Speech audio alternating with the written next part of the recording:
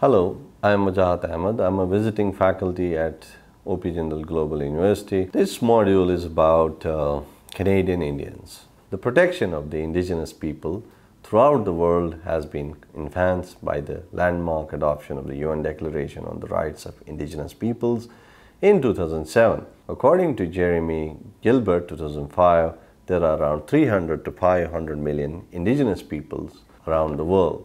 The identity of indigenous people lies in their distinct tradition, culture, language, and moreover the emotional attachment to the land and resources they live.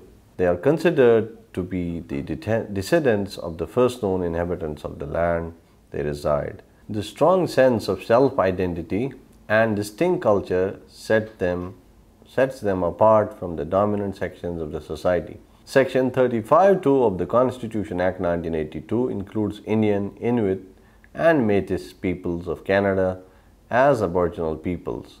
This module attempts to discuss different aspects of the rights of Canadian Aboriginals, a distinct minority generally known as First Nations or Indians. Intended learning outcomes of the module: to introduce students to the different aspects of the rights of Indigenous peoples of Canada called the Aboriginal peoples, a distinct minority group generally known as First Nations or Indians. Number 2, to enable students understand and analyze the historical perspectives related to land and survival, cultural assimilation, and the state of these peoples in the 20th century. Number 3, to also introduce the students to the protection regimes concerning Canadian Indians, especially the rights concerning political participation and ownership of immovable property. Aboriginal peoples of Canada. Historical perspective on survival, land, and resources. The course of Aboriginal relations to the land and resources in the entire continent of North America before the European explorers was worth sufficient for survival. The Aboriginal peoples were having different lifestyles ranging from nomadic to settled farmers such as the Iroquois. The attachment to the land and resources was not only emotional but a complete foundation of socio-economic enterprises within different cultures and traditions. They were able to support the Mother Nature to become sustainable and harmonious for generations. The arrival of Europeans in Canada deeply altered the Aboriginal people's fundamental relations to the land and resources they live.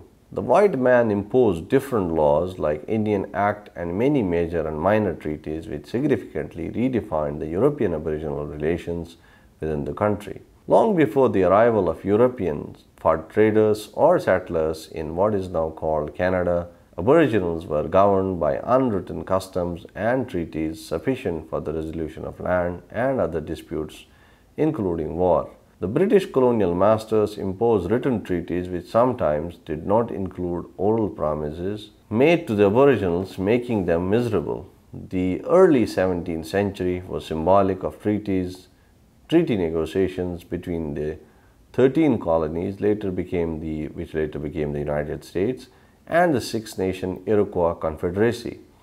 The successful treaties were symbolically represented by iron or silver chains. The mid of 18th century, around 1753, the chain was broken, blaming that Anglo-American settlers were occupying the land of Confederacy without any consultations to the Six Nations in the chain. The chain was restored in 1754 by colonial masters in a peaceful manner with Aboriginals. The treaty achievement of the early 18th century was the Great Peace of 1701, which ended 100 years of war between Iroquois Confederacy and New France and its allies. The significance of this treaty was lauded high in what is now Canada, as it established the course of negotiations between First Nations peoples and European representatives to settle their disputes. Despite frequent wars between Aboriginals and Europeans, the cultural coexistence reproduced a new section within the existing society. The European man started to marry Aboriginal women,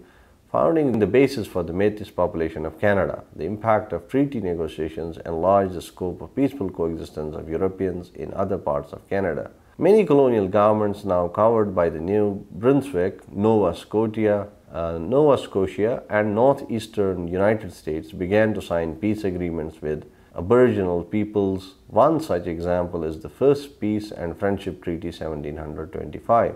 Another chapter of European Aboriginal relations was added by the Royal Proclamation of 1763, which for the first time introduced the land cession negotiations in public with the representatives of the British Crown, and the result would be recorded in writing treaties. Britain can purchase the Aboriginal fishing and hunting grounds, allowing them to fish and hunt on the same. The concept of land ownership created great confusion among the Aboriginals, as the land was a gift of the Creator for the survival purposes, not to buy or sale. The system of surrendering the land brought further injustice to Aboriginals. The colonial governments in due course of time signed many peace and land treaties with Aboriginal peoples, consolidating their control.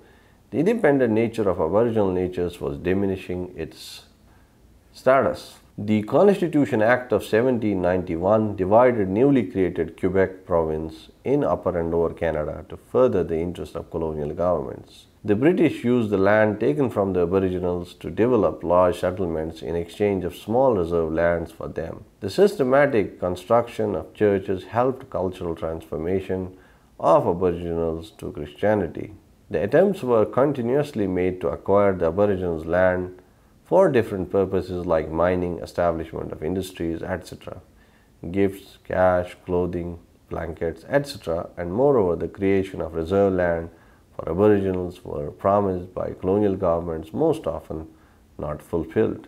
The advances in treaty negotiation empowered the newly created federal government of Canada in place of colonial representatives to regulate the affairs of Aboriginals and the reserves.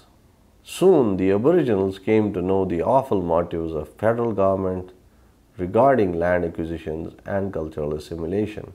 The scarcity of resources and the hazardous diseases forced them to do nothing but to protest. The government further signed many numbered treaties, the objective of which was to completely denounce the Aboriginal rights to land forever. The government further signed many numbered treaties, the objective which was to completely deny the Aborigines' rights to land forever. In exchange of giving up rights to land, the returns were as usual, including limited reserve land, gifts, clothing, allowances for farming, hunting and fishing, schools if desired, and the responsibility of the government to produce infrastructures. These two, if complied with the law and order and liquor of the reserve. Historical perspective on survival and status. Besides the miserable conditions which subjugated Aboriginals until the end of 19th century, for the first time in 1876, in Canadian Aboriginal history, an Indian agent was allowed to keep medicine box at home to fulfill the promise of free health care. The Treaty No. 6 was signed in 1876 after much resistance, which was claimed to be unique in matters of health care provisions to its precedents. The Plains and Woods Cree community chief was forcing the government to prohibit the unchecked movement of European settlers to prairies unto westwards, displacing the Aboriginal peoples. The resistance could no longer continue because of the scarcity of resources, pushing them in a situation where they had no choice but to move the reserve land. Treaty No. 6 is sometimes interpreted to extend free health care services to all the Aboriginals of Canada forever. The provisions of previous treaties were consolidated by the introductions of the Indian Act 1876 in favor of the Aboriginal status in the state. The state had recognized Aboriginals' vicinity as the legal zone. The Act had classified Indians under the law as, for example, Métis people, considered half-breed descendants of European male married to Aboriginal women, were no more availing Aboriginal status. They were rather considered to be white by the government. In contrast, if any white woman married to any Aboriginal male would be considered having Indian status with all the cultural and social benefits of the reserve. The Aboriginal woman, if married to a white European man, consequently losing her Indian status and the rights thereupon, they were considered to be bona fide member of the Canadian society by the government. Historical perspective on survival and cultural assimilation. There was no new treaty negotiations in certain parts towards the end of the 19th century. The federal government still was not missing the opportunities to suppress Aboriginals' rights in one or other forms. The cultural instinct of Aboriginals, the strong force behind self-identity, was systematically crushed. The government was of the opinion to completely dissolve the Aboriginals' distinctness into European society, ultimately killing their lifestyle slowly. To run the hidden policy, the government started residential schools for Aboriginal children of the age 5 to 16 in each province, except a few towards the late 19th century. The children were taken to these distant boarding schools, trained in collaboration with the federal government and Christian religious leaders alongside European society. The ultimate result was the deculturation or cultural assimilation of the Aboriginal future generation, destroying the self-esteem of the native. The government further attempted to assimilate Aboriginals into Canadian culture, banning typical potlatch ceremony of political significance in the region. Big regional ceremonies until 1951 met with failure. The attempt was seen as a denial of Aboriginal self-governance by many. Aboriginals in 20th century Canada. The privileges of the Aboriginals provided by the federal government were mostly concerned to the prairies regions until the end of the 19th century. It was only in the late end of the century federal government was reported of the miserable and near extinct condition of the bands living in Canada's North Reserves. The government itself was not interested to ameliorate the North, as the land was of lesser value and rugged landscape. The yielding of important minerals and prospective gold mines changed at a sudden the views of the government towards northern Aboriginals. The government started to sign end of the number treaties 8 to 11 within the next 2 decades, 1899, 1921. The number treaties 8 to 11 were almost similar to earlier treaties, except number 8 having unique features of small family land reserve for individual family. The move was seen by many of the northern Aboriginals as further curtailing of their fishing and hunting land as their southern counterparts. The scarce resources and survival threat made them finally to abide by the number treaties 8 to 11. The greatest setback to the Aboriginals came through the Williams Treaties of 1923, making them completely rightless over the surrendered land to fish and hunt. The excessive exploitation and broken promises fueled the Aborigines' anger and pushed them to come together and organize themselves against the federal government. The League of Indians of Canada was established in 1920, which was further backed by the Indian Association of Alberta in 1939 and the Federation of Saskatchewan Indians in 1944.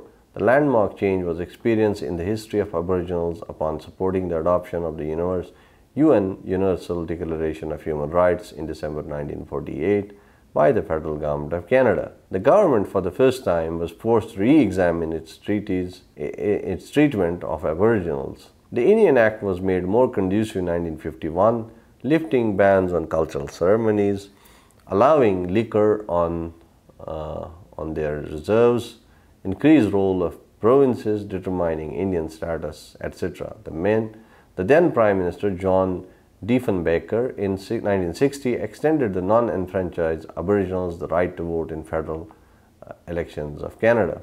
The Constitution Act 1982 came as a boon to the Aboriginals, restoring Indian status to all enfranchised Aboriginals, women with lost status, and the Métis people. The Act also recognized and affirmed existing Aboriginal treaty rights, ensuring further interpretations and negotiations. The Charter of Rights and Freedoms covered under Consultation Act 1982 guaranteed the rights and freedoms of all Indian, Métis, and Inuit of Canada. Despite all the advances, the period was marked by dissatisfaction over the land claims and rights issues, besides the discrepancy over the self-government. Now let's look at Canadian Indians, affairs and prospects. Regional human rights protection. The dawn of the 21st century brought murky hope to the state of Aboriginals. The socio-economic conditions, including others, remained unchanged. The efforts of international community to protect the aspirations of the Aboriginals culminated as a paperwork only in 2007 as the UN Declaration on the Rights of Indigenous People. The states are still hesitant that the declaration is not binding in international law, rather must be respected in principle and in governance. Canada was one of the 4 states, including Australia, New Zealand and the United States, voted against the adoption of the declaration with common suspicion over the increased sovereignty of the Aboriginals towards the territorial affairs. However, several decades relationships of Aboriginals to the federal government of Canada has mounted many milestones among Americas towards the state recognition of rights issues, prosperous for self-identity. The fighting is still going on for the issues of land claims and treaty rights. The practical human rights situation of the region is no more appreciable. The United Nations Human Rights Committee noted in 1999 the situation with Canada's Aboriginal people was the most pressing human rights issue facing Canada. The State of the World's Minorities and Indigenous Peoples 2009 reported on Canada that Indigenous people remained underrepresented in the workforce, overrepresented in prison populations, and more vulnerable to suicide, property, and police harassment compared to other groups. The report further stated, referred 2008 report of the Amnesty International, the vulnerability of Indigenous women of the region as highly discriminatory and violated. According to 2007 report of the Department of Indian Affairs and Northern Development, Indigenous areas continue to represent 92% of the bottom 100 communities in the country. The severe violation of human rights was imposed on Aboriginals when they were denied to make discriminatory complaints against the government. For over 3 decades, Section 67 of the Canadian Human Rights Act prevented people from filing discrimination complaints about the Indian Act against the Government of Canada or First Nations governments. This was only repealed by the Parliament in June 2008 and finally after the 3 years transition period. Since June 18, 2011, people affected by the Indian Act will have full access to Canadian human rights law. This move is seen as a landmark success of the Canadian Human Rights Commission, promoting the rights regimes to the Aboriginals. Now let's look at the political participation and self-government. The freedom of expression is a distinct dream for those not having the opportunity to participate in the affairs of the state. It's being practiced from the very beginning to assimilate the Aboriginals into the mainstream governance of Canada, denying the distinctness of political affairs. The government of Pierre Elliott Trudeau in 1959, for example, had expressed to end any distinct political or legal status for Aboriginals to keep the idea we are all Canadians. The Aboriginal self-government was supposed to work under the auspices of the programs designed by the central government. The Aboriginals, on the other hand, viewed participatory relationships beneficial when having autonomous character within the larger society. This they viewed would maximize their control over lands and resources, cultural and civil affairs, and the nature and quality of community life. According to the Federal Policy Guide on Aboriginal Self-Government, the Government of Canada recognizes the inherent right of self-government as an existing Aboriginal right under Section 35 of the Constitution Act 1982. The guide elaborates specific areas where Aboriginals have right to govern themselves related to their community, culture, identity, tradition, language, and institution, and especially to the land and the resources. The Canadian Human Rights Commission views participatory politics helpful if central government encourages Aboriginal self-government through the development of appropriate First Nations community-based dispute resolution processes. The large-scale awareness through educational and training must be propagated to eradicate the regime of discrimination and to make human rights open and accessible to all. This in turn must be provided with adequate resources for First Nations governments to comply with the obligations under the Canadian Human Rights Act. Unfortunately, according to the Christian Aboriginal Infrastructure Development (CAID) 2009 report, In the 27 years since the Constitution Act recognized and affirmed Aboriginal rights, nothing has changed for the expression of Aboriginal rights in Canada. Housing and land rights. The land-based survival is central to the Aboriginal ways of life. The recognition of territoriality as a fundamental facet of statehood imparts Aboriginals titles to self-determination as a territorial right. The process of self-determination, as Castellino 2005 describes, must accommodate differing national identities within the confines of the state, rather than the creation and dismembering of older states. The state's interests help settler populations claim upon the territory too. The tussle of Aboriginals versus settlers had many initiatives to resolve the land claims with failed agenda in the Canadian region.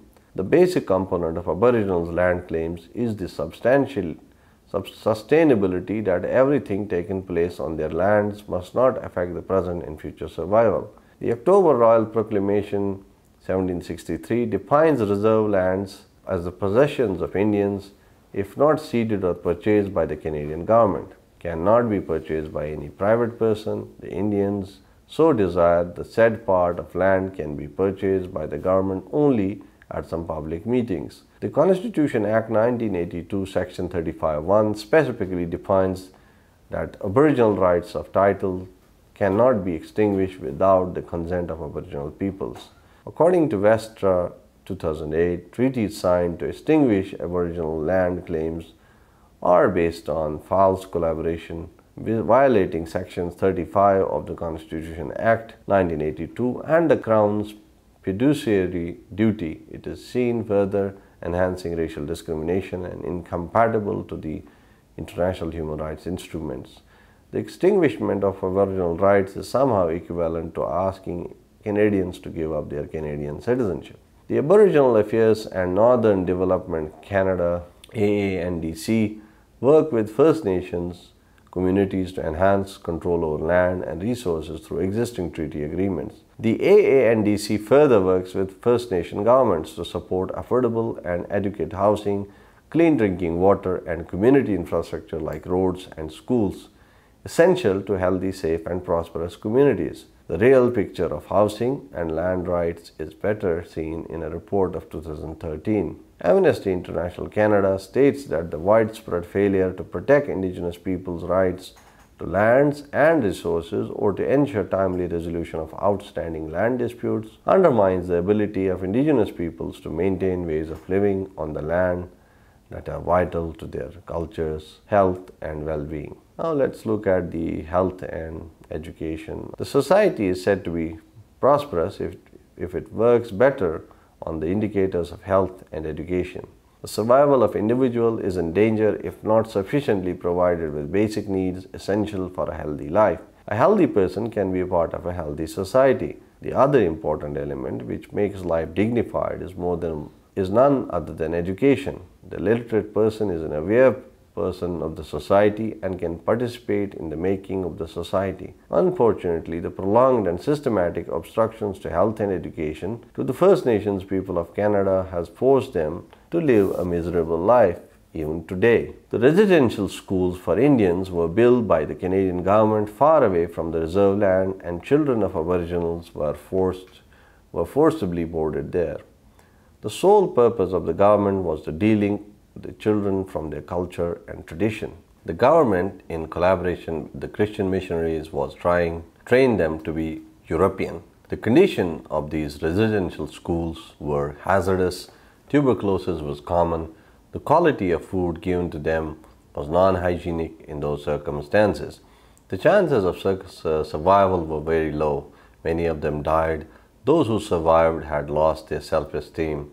They were unable to mingle with their reserve and got addicted to liquor, thus lost their bearings. Recently, in 2008, the Liberal government of Canada offered an official apology for the residential schools fiasco that had led to the forced assimilation of natives. It was too seen by many as a procedure in order to accelerate the resolution of land claims. The Aboriginal Affairs and Northern Development Canada (ANDC) is committed to provide quality education to First Nations people throughout Canada. It has invested approximately $1.5 $1.55 billion in First Nation K-12 education and more than $322 million in post-secondary education in 2011. 2012, besides approximately $200 million on infrastructure. The United Nations Regional Information Center for Western Europe, UNRIC, reported that despite all the efforts, lack of clean drinking water, no sewerage system, bad education, alcoholism,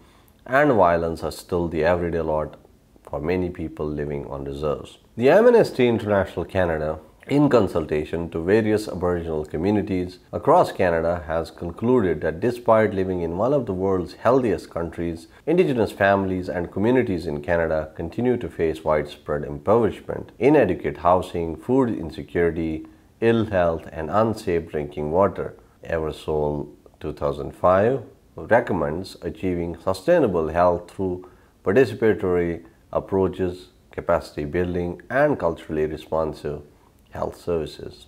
Now let's conclude. The Aboriginals of Canada were highly devastated by the presence of European explorers on their land. The colonial masters from the very beginning favored the Europeans to settle down, suppressing the Aboriginals on every aspect. The theory of ownership and possession of the land was extremely discriminatory and confusing to the First Nations. They were trapped in one way or the other to the land claims, leaving only small reserves.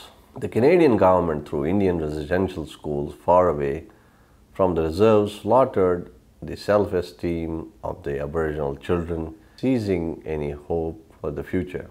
The Canadian government non-acceptance of the UN Declaration on the Rights of Indigenous Peoples 2007 and a non-ratification of ILO Convention number 169 indicates the reluctance on part of the improved protection to the Aboriginals. Even today, they are still fighting for the status of self-government, land claims, and treaty rights. A cry from around the world has sought to recover the current situations facing Canadian Indians.